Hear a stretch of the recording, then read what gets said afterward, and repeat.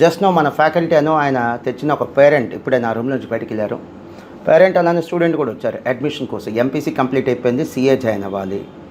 So నేను చెప్పాల్సిన మాటలు చెప్పాను. నీకు ఇష్టమైతేనే ఈ కోర్స్కి రామ్మా, బట్ నువ్వు అనుకున్నంత కష్టంగా ఉండదు. ఇది ఐఐటి కంటే మెడిసిన్ కంటే ఈజీగా ఉంటుంది, బీటెక్ కంటే బీకామ్ కంటే కష్టంగా ఉంటుంది. అండ్ ఫస్ట్ 15 days మేము ఫండమెంటల్స్ చెప్తాం, నువ్వు వరి అవ్వాల్సిన అవసరం లేదు.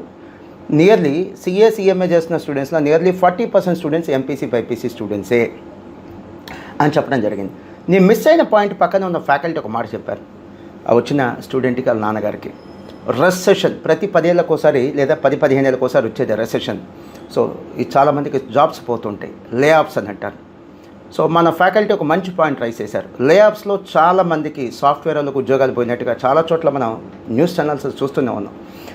లే ఆఫ్స్ వల్ల లేకపోతే రెసెషన్ వల్ల ఉద్యోగాలు పోయిన సీఏలు సిఎంఏలు ఎవరైనా ఉన్నారా అని అడిగారు. కరెక్టే కదా.